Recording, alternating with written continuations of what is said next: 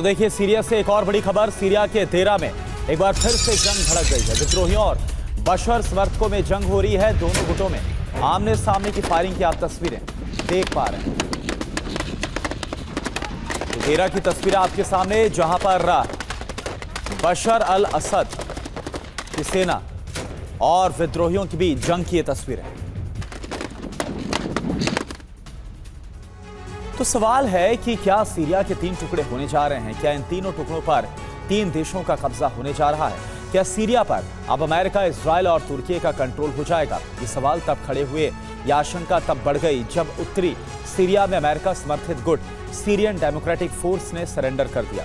अब एसडीएफ ने जिन इलाकों को छोड़ दिया है उस पर अप्रत्यक्ष तौर पर तुर्की का अधिकार हो गया है। तो क्या इस इलाके पर तुर्की कब्जा कर लेगा? क्या इजराइल और अमेरिका भी सीरिया के बड़े भूभाग को अपने नियंत्रण में कर लेंगे? आप देखिए रिपोर्ट।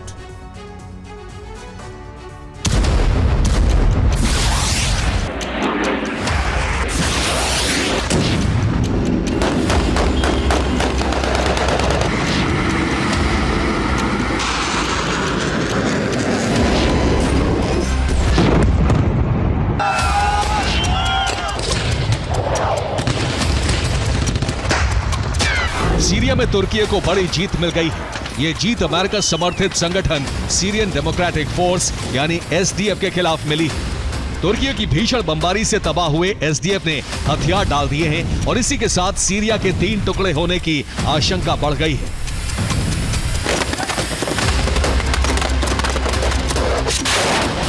सीरिया के 3 टुकड़े क्यों और कैसे हो सकते हैं? इन 3 टुकड़ों पर किसका कब्जा हो सकता है, ये हम आपको आगे बताएंगे।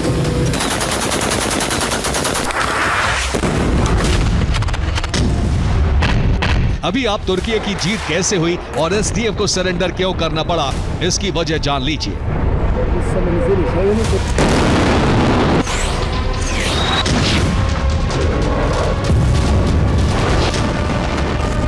उत्तर पूर्वी सीरिया में अब तक अमेरिका के समर्थन वाले गुट एसडीएफ का कंट्रोल था, यानी रक्का, दायर अल जोर और अल हस्का प्रांत में तुर्की के दुश्मन एसडीएफ का कब्जा था।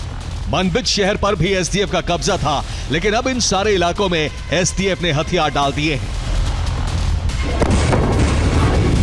एसडीएफ ने सरेंडर क्यों किया? सीरिया में तुर्की को एसडीएफ के खिलाफ बड़ी और रणनीतिक जीत क्यों मिली? इसके पीछे एक नहीं बल्कि कई वजह हैं।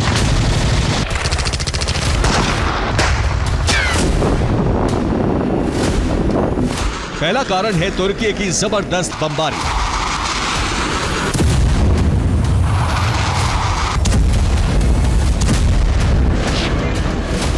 न सिर्फ तुर्की बल्कि उसके समर्थित संगठन यानी एसएनए ने भी एसडीएफ के खिलाफ विध्वंसक सैन्य अभियान लॉन्च कर दिया। तुर्की की वायुसेना ने एसडीएफ पर आसमान से वज्रपात किया तो एसएनए ने जमीन से धावा बोला।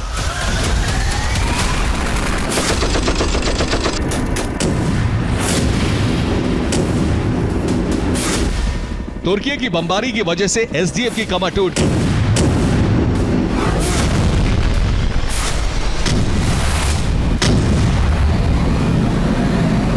तुर्की ने एक के बाद एक ताबड़तोड़ हवाई हमले कर एसडीएफ के 12 ट्रक, 2 टैंक और 2 हथियार गोदामों को जला दिया। तुर्की की एयर स्ट्राइक में एसडीएफ के 27 ठिकाने तबाह हो गए। तुर्की की सेना ने बड़ी तादाद में एसडीएफ की मिसाइलों और गोला बारूद को सीज कर दिया है।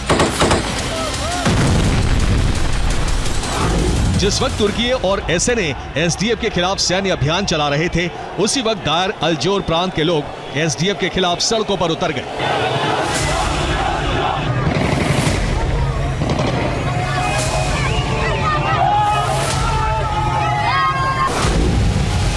सैकड़ों की तादाद में लोग सड़कों पर उतरकर एसडीएफ की मौजूदगी का विरोध करने लगे। आवाम का यह विद्रोह देखकर एसडीएफ दहशत में पड़ गई।